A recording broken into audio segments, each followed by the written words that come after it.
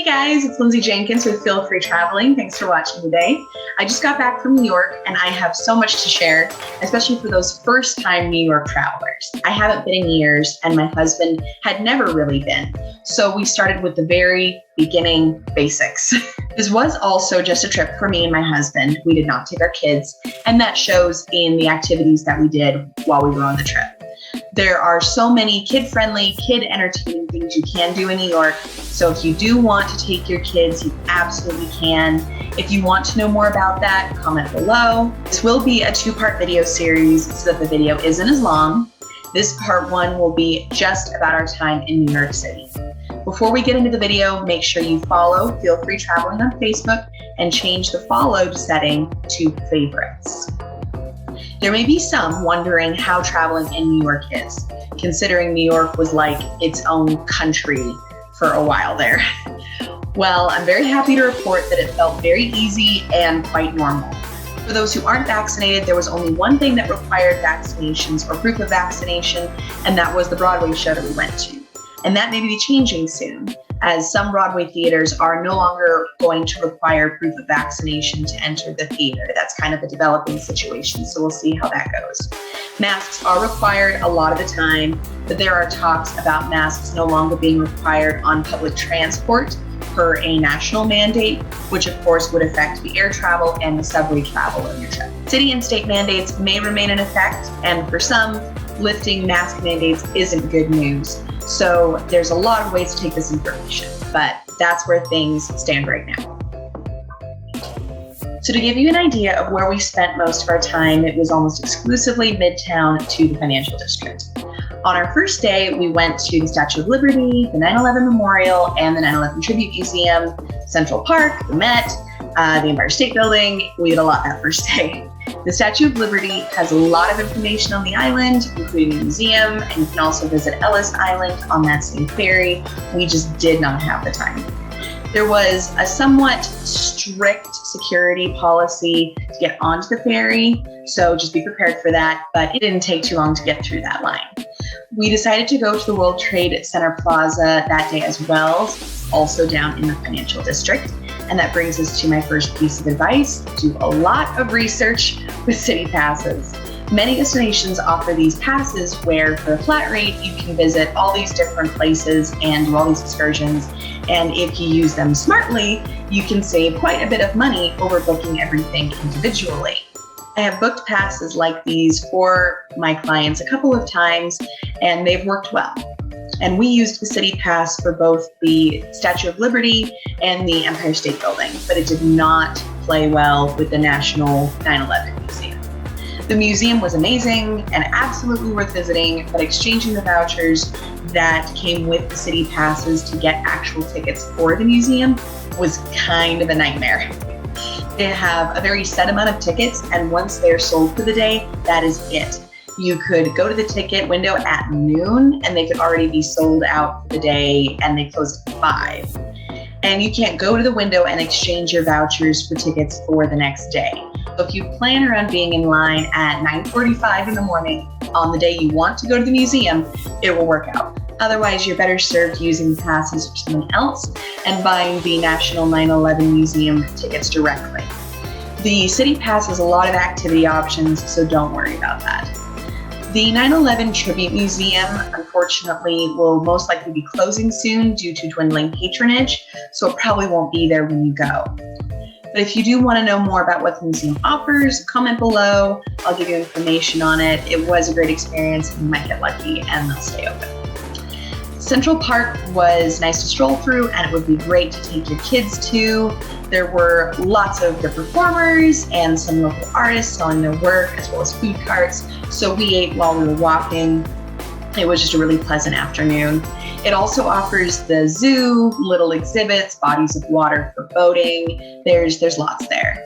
We walked through the park to get to the Met, which is on one of the sides of the park. And that brings us to tip number 2. However long you think you will take, give yourself at least an extra 30 minutes. I'm not talking about giving yourself a cushion for travel time. The subway systems are pretty reliable, and between the Metro app and Google Maps, you can pretty accurately plan how long it will take you to get somewhere. I mean that you will almost always take longer at a lot of these attractions than you were expecting to. The Met took way longer than we expected, as did the National 9/11 Museum, which we went to on day 2 of the trip. And just to clarify, the 9/11 Tribute Museum that we went to on day 1 is a smaller museum that has some of the same aspects of the National 9/11 Museum, but yes, it is smaller, and with dwindling patronage, it's looking like it's going to close. The museum that is closing is not the big 9/11 National Museum. Anyway, back to the Met. Give yourself some extra time. When it comes to the Met, I recommend not starting with the Egypt exhibit. It is by far the biggest exhibit, and there's so much. Overall, the best thing you can do is start with your absolute top pick for exhibits and go from there. But if you don't know where to start, maybe don't start in Egypt. It was very interesting, but it was overwhelming and time-consuming. I'm also going to tack on tip number 3. A lot of self-guided tours are on smartphone apps, so bring headphones. I'm sure because of COVID, they tried to do away with those headsets that you would get from the welcome desk and that had to be sanitized between uses. So the Met and the National 9/11 Museum both had apps you downloaded and listened to tours on your phones. And that brings us to tip number 4 as well. Bring a portable charger. Between using navigation systems around the city, audio tours, taking photos, our phones were nearly dead by the end of each day. And it was just an unnecessary stress that we could have avoided. On our second day, we did a Flatiron District food and architecture tour. We visited Chelsea Market, 9/11 National Museum, saw the Music Man at Winter Garden Theater. Yes, Hugh Jackman was there. We walked Times Square, and we went to Mcgee's pub. So starting with the first thing, here's tip number 5. Walking tours can be a very good idea.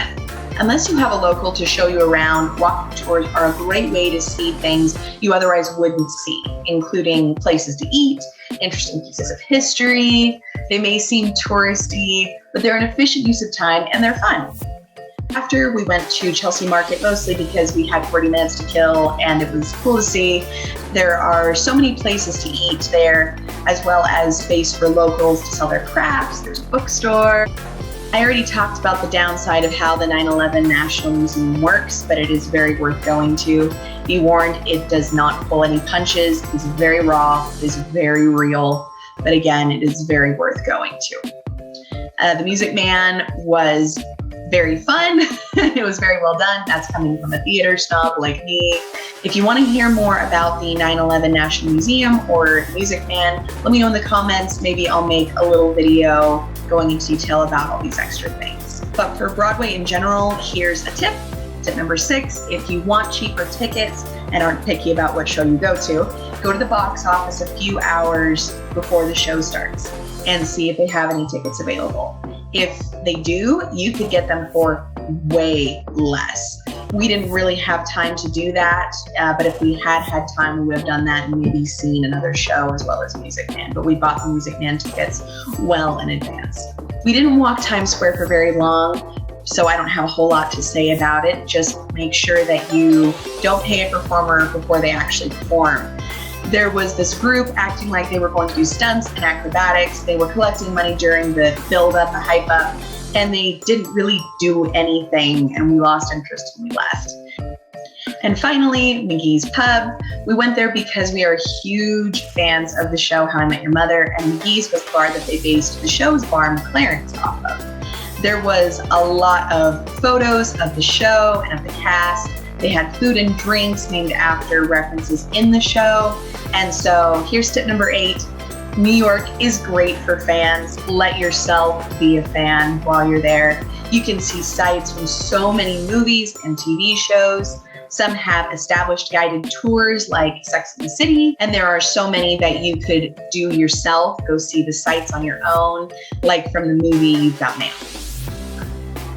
And that was our time in New York City. We did so much in 48 hours. Honestly, we did too much, and we still missed things.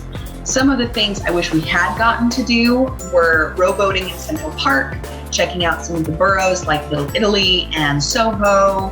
And there's so much more the city has to offer, like biking on the Brooklyn Bridge, harbor cruises for just a different view of the city, underground catacombs, so many places to eat that we didn't get a chance to go to. If you guys want some ideas or some recommendations from my research about places to eat, let me know.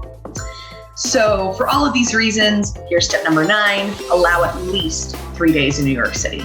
Like I said, we did the very beginning basics since my husband had never really been before, but that meant that there were so many things that we missed. And even what we did was too much to do in 2 days. We were exhausted during parts of it, and that lessened our enjoyment a couple of times.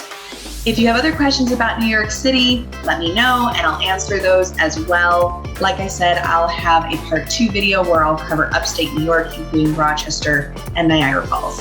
Thanks so much, guys. See you next time.